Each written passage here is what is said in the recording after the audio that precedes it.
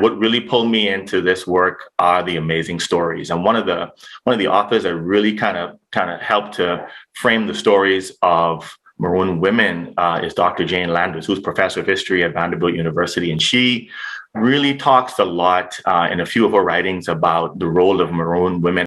What you find in the case of Jane Landers' writing is this kind of elevation of the stories of women. And what you see is that they were not just kind of haphazard bystanders, spectators. They were actively involved in seeking freedom and in finding freedom. And even as early as 1687, the very, very first documented case of Maroon women escaping into Florida, you have two women in that first group.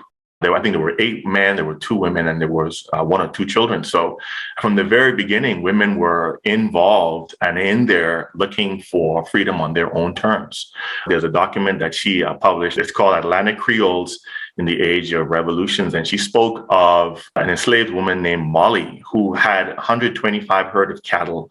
And she was selling her cattle to free Blacks that were traveling through the area where she was accompanied with and was living along with the Seminoles, but she had her own property and she was selling her property on her own terms to free Blacks that were passing by. So there's some artifacts that include symbols, so they were involved in dressmaking or clothing manufacture. They were also involved in many of the other food preparation activities, the gardening, etc. So they were not just sitting around waiting for men to do everything for them. They were certainly active participants in their own freedom. And I think that's one of the things that really helped me to frame the role of women in the Maroon life that they had during that time. The first Maroon communities in the Americas emerged as early as the 1490s and began to flourish by the early 1500s. The primary and sole cause of marronage was enslavement. The rise of the Atlantic slave trade and the enslavement of indigenous people fled their bondage and attempted to form autonomous fugitive slave communities, oftentimes in the wilderness, the mountains, or jungles of places like the island of Hispaniola, Cuba, Puerto Rico, and then later South America, Central America, and North America. Maroons, by definition, were survivalist entities that placed the highest priority on protecting their freedom. This required militarism, this required constant vigilance, this required carefully feeding themselves, raiding plantations very frequently, and interacting with outsiders to varying degrees and in different ways, sometimes hostile, sometimes friendly, sometimes ambivalent. In terms of Maroon governance, Maroon communities very frequently were conservative in their political orientation, conservative in the sense that they sought to recreate traditional patterns, oftentimes of African kingship. They believed in power through inheritance, and oftentimes were quite militaristic in the ways that they created and sustained power and governance. Some Maroon communities in the 1600s and 1700s and even the 1800s formed formal treaties with colonial governments, such as occurred in Jamaica in the middle of the 18th century, or Brazil earlier, or places like Suriname and Guyana. And this occurred when Maroons became so large and so strong that they could fight colonial governments to a standstill. Even these Maroon communities, however, oftentimes had relatively limited political rights and existed in this uncomfortable position in between the enslaved population and the ruling settler official population. These Maroon governments as well were oftentimes, like their more survivalist counterparts, fairly conservative in their political orientation. The case of Prospect Bluff is different, and it's fundamentally different in large part because of the Maroons at Prospect Bluff's relationship to Great Britain, their fundamental guiding belief that because of their relationship to Britain and the military service provided by the men who settled at Prospect Bluff, that they had become British subjects with full and equal rights. Likewise, in part because the Maroon community at Prospect Bluff existed at the tail end of the Age of Revolution, and because of ideas about subjecthood, citizenship, and rights that members of the community brought with them from the Southeast, the Caribbean, Anglo and Spanish societies. They carved their own understandings of freedom and subjecthood, but with this guiding principle of being British and British subjects. Historical record shows that inside the fort's perimeter were mainly veterans of the Corps of Colonial Marines, British veterans who controlled the fort along with their wives and families. They lived inside several stone barracks that were inside the fort's perimeter. Estimates vary, but the number was somewhere between probably 250 and 350 people. Amazingly, at least that many number of people also lived outside within the vicinity of the fort. In one very widely cited document, an American soldier during the Battle of Negro Fort noticed that there were quote unquote plantations and farms run by these Maroons that stretched some 50 miles up the Apalachicola River. So while numbers vary, it is believed that as many as 750 people lived in and around Negro Fort. The vast majority of these people were escaped slaves, along with some Native Americans. That being said, some American newspapers with knowledge reported that at least 1,000 people lived inside and around Negro Fort. One of the unfortunate things about the history of Negro Fort is the lack of primary sources. For example, we know very little about the life of people at the fort, especially women and children. In fact, beyond their names, we really don't know much at all about the identities of women and children at the fort. What the historical record does show, however, is the role of a lot of men at the fort. Now, most of the men whose identities we know at the fort came from either Pensacola or St. Augustine. Most of them had enlisted in the British Marines during the war under the direction of Edward Nichols, and they fought for the British for 6 months. After the war, they are given their independence, and eventually, after the removal of the British troops and Native American forces, the British post becomes Negro Fort, and it is left in control of exclusively Black men. As a result of this, what we realize is that the government at Negro Fort was primarily martial law. There was a series of leaders. Actually, they worked in tandem on occasion. Garcon was one of them, but there was also a gentleman named Prince and another man named Cyrus. Now, all three of these men were working class men, artisans, who worked on the shore in Pensacola, Florida. They joined the British military. They eventually find their way to Prospect Bluff, the British post, and eventually Negro Fort. While each of these men take turns being in control of the fort, or they oftentimes overlap and work together, there are just several things that they have in common. It's their experience with the British government and military service. So in the year plus that Negro Fort is an independent fugitive slave colony, these three men are in control. They are responsible for protecting the fort, feeding the fort's inhabitants, and most importantly, just maintaining their freedom and independence. The inhabitants of Prospect Bluff came from numerous different cultural backgrounds. Some were from the North American Southeast, Georgia, South Carolina, places like this. Others are from former French colonies, Louisiana or the Caribbean. Many came from Spanish East and West Florida, although their slaveholders were Anglos or Europeans, so that doesn't always equal Hispanic culture. Many of the inhabitants of Prospect Bluff were originally from Africa, others from different parts of the Caribbean. Thus, by the time you look at the disparate population of Prospect Bluff, you'd have people from numerous different backgrounds, speaking multiple languages, practicing different religions, some African, different types of European cultures. You'd have an indigenous influence as well.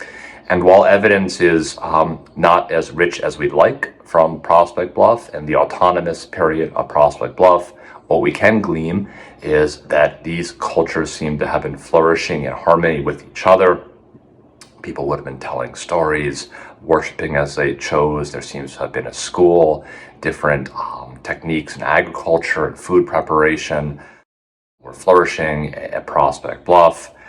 So it would have been a remarkably diverse cross-section of Atlantic world, Afro-inspired societies, all operating on their own at Prospect Bluff after the British departure. Women would have played a conspicuous role within the society and cultural output of Prospect Bluff.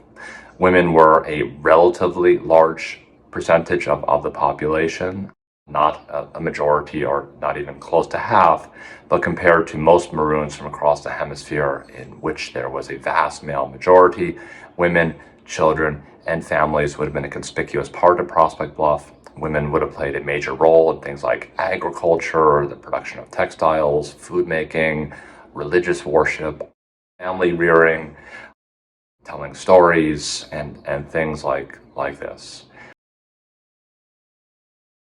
We know that of the more than 100 people who came to Negro Fort from Pensacola, most, if not all of them, were highly skilled artisans.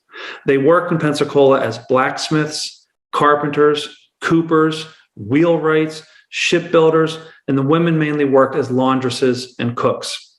So these people were well prepared to have a free and independent community. The other thing is the British leave at the British post upon their departure a plethora of military equipment, weaponry, ammunition, but also other resources and tools that these Maroons would use to survive.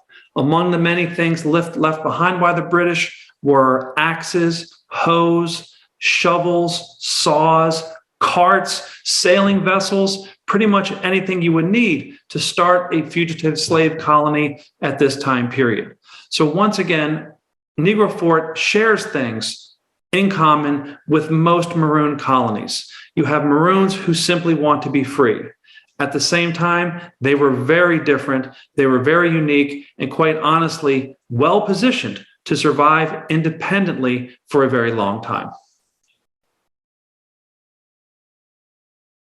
The Newton family is, of course, a family that you can still find their names circulated on the island of Andros and Red Bays. In fact, one of the important figures in Andros history is the Reverend Bertram Newton.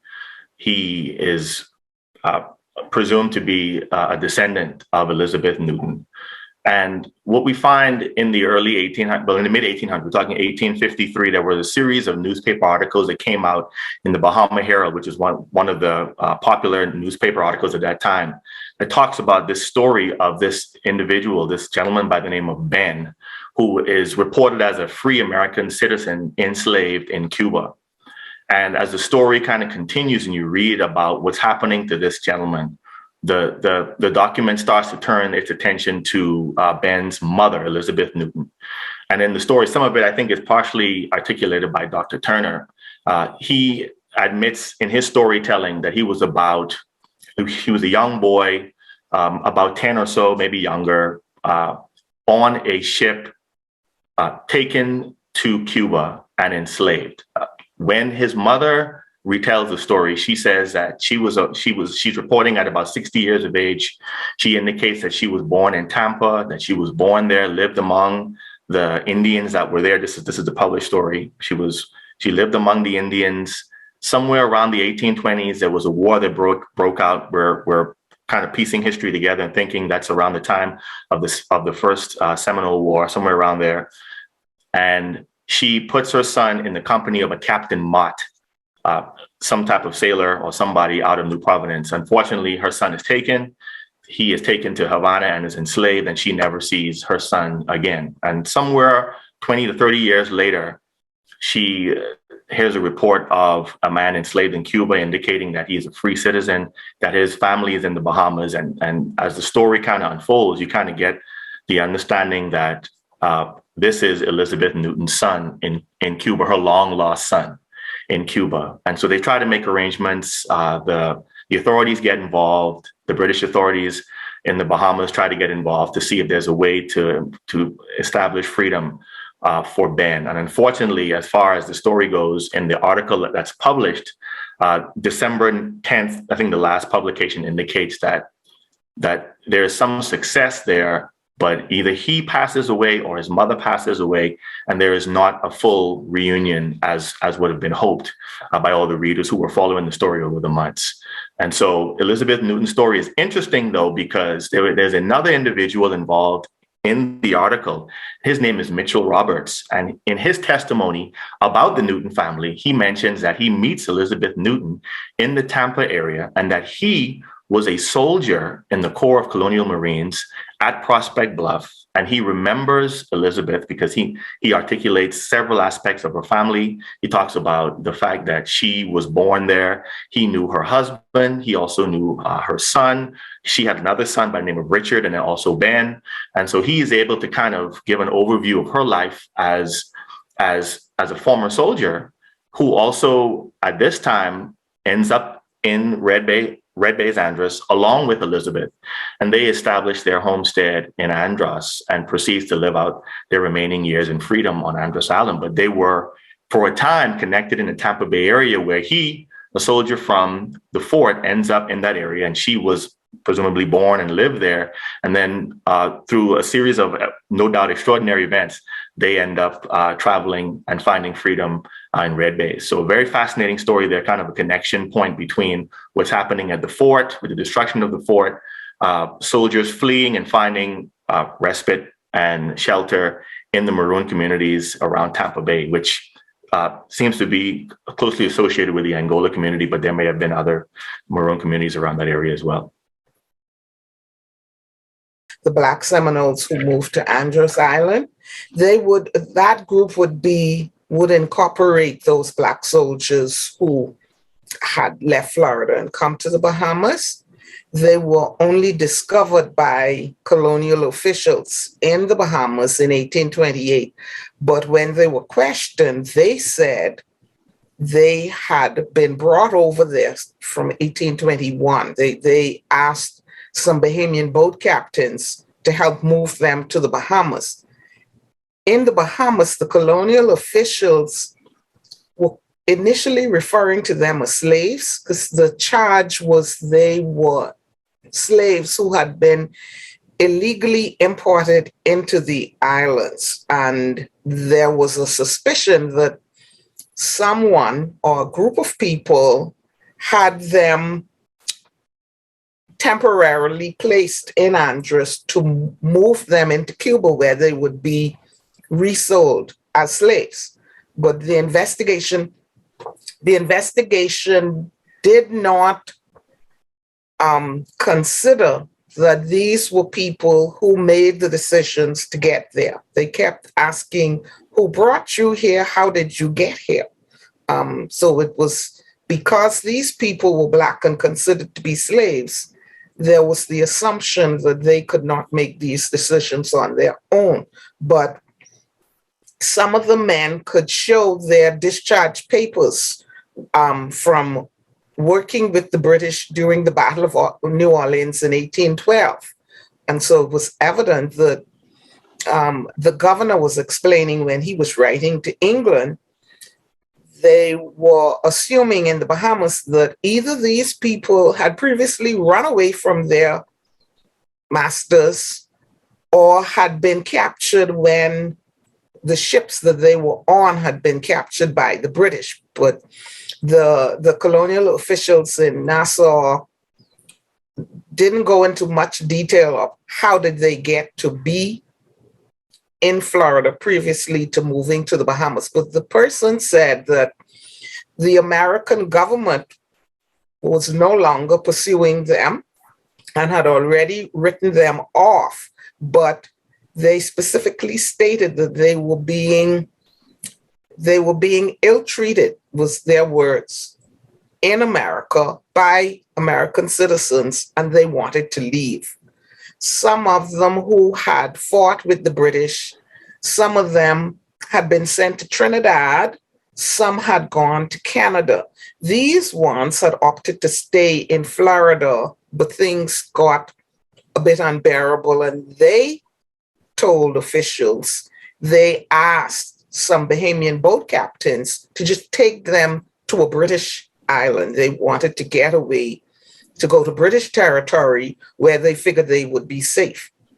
But when they were discovered in the Bahamas, the question was, who are these people? Because as the assumptions were, these were assumed to be slaves, and therefore as slaves, they were assumed to not have the authority to make those kinds of decisions to move to this place. But they relayed to the officials that they had been brought over since 1821.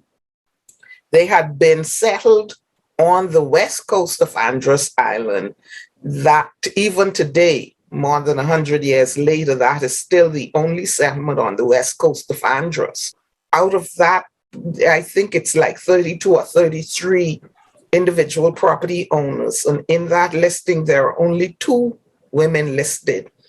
And they seem to be related because it's Susan Newton and Elizabeth Newton. And Stefan had said in some research that he had found about the forts in Florida, he was already aware of Elizabeth Newton's name. But Elizabeth nor Susan Newton, there are no Newtons listed in that initial listing of persons who were found in Red Base in 1828. And so evidently, Susan and Elizabeth came at a later point, but in 1835-36, they are property owners.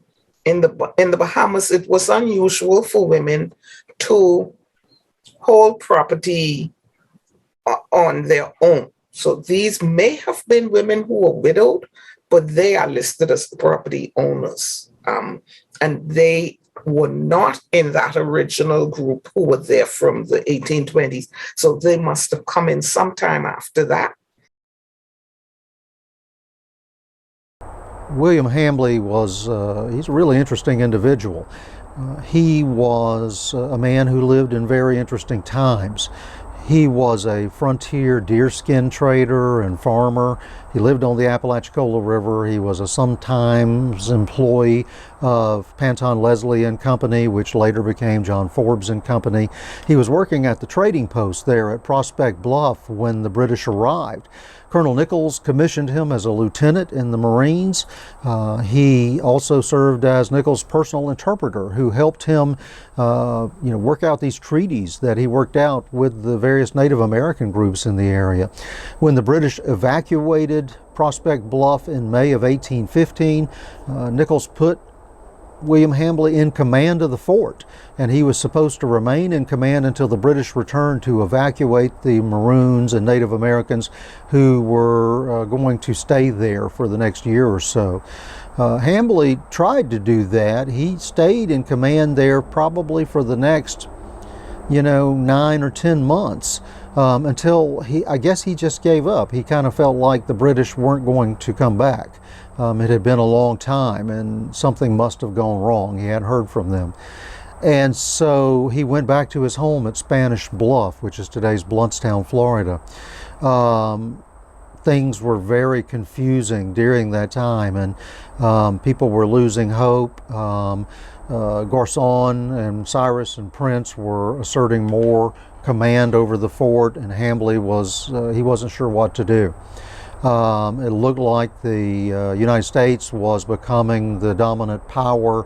They were asserting control over the frontier and seizing more lands. Hambly had tried to exert diplomacy, telling them, these are not your lands, you're supposed to give them back to the Native Americans, but the United States was saying, the Treaty of Fort Jackson, is what we're going to regard as the effective treaty, and so we're going to seize these 20 million acres of land along the Spanish territory, and there's nothing you can do about it.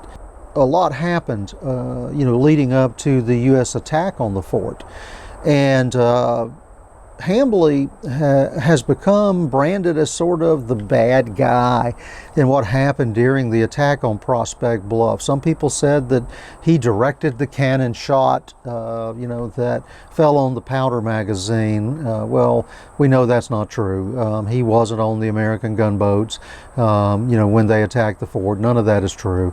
But he became blamed for it. A lot of that is a result of what Arbuthnot, a Scottish trader who came up from the Bahamas, later, used against him. When Andrew Jackson ordered hundreds of troops into Spanish Florida to destroy Negro Fort, it was an illegal action. He had direct orders from the President of the United States not to send troops into Spanish Florida. He did so nonetheless. So ultimate responsibility for the destruction of Negro Fort lies on the head of Andrew Jackson. For the Maroons of Negro Fort, the battle was not a complete surprise. They had known for months that the American government and frontier officials, U.S. Army officers, had been targeting the fort. They had been sending spies to the fort for many months to investigate the fort's size, the size of the population, the amount of armaments. So while the battle was not a surprise, it was certainly overwhelming when the Negro Fort residents awoke in mid-July and saw hundreds of Native Americans and dozens of American troops coming to take their lives. The Battle of Negro Fort was actually a 2-week-long siege that involved hundreds of Creek warriors who were armed and funded by the United States government. There were also several dozen American sailors with the United States Navy. Together, these forces attacked Negro Fort in mid-July of 1816.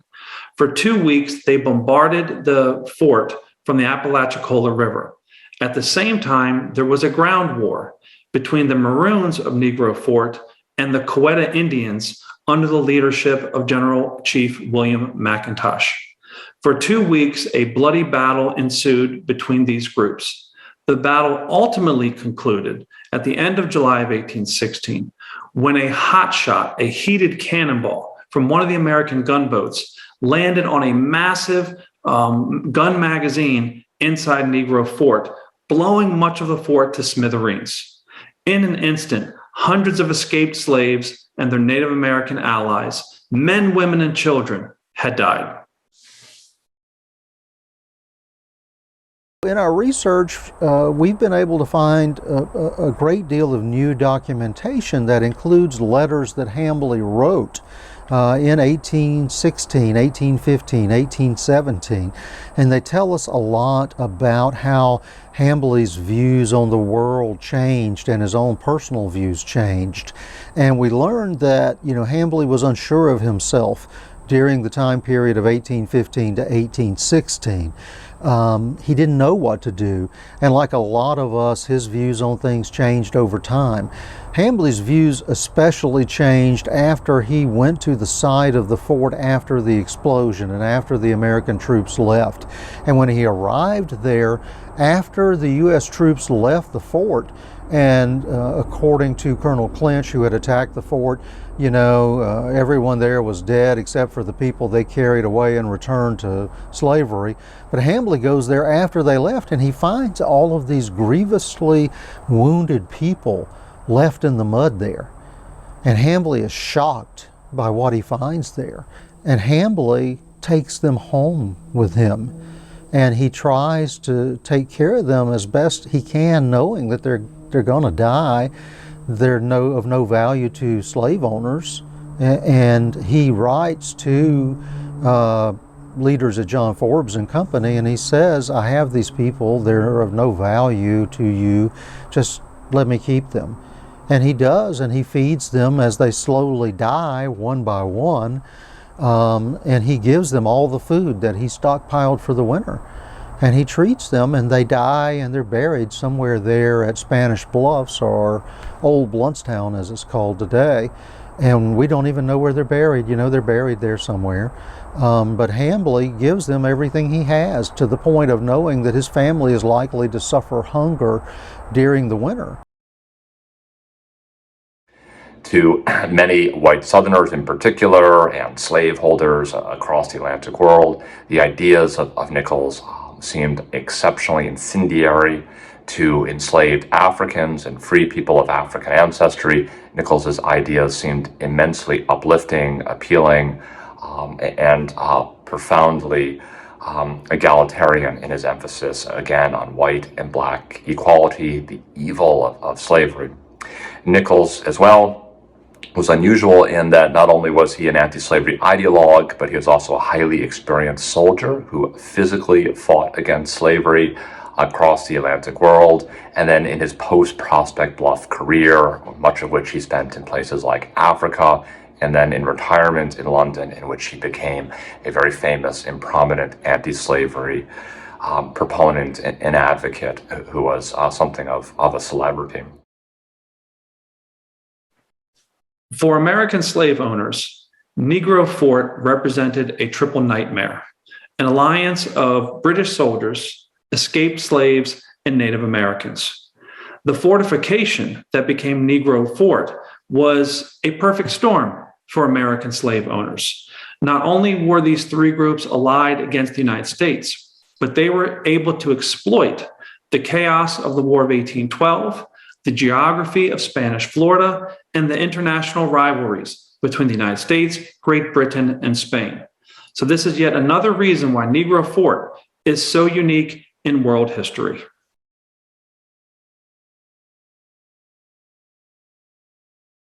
Oh,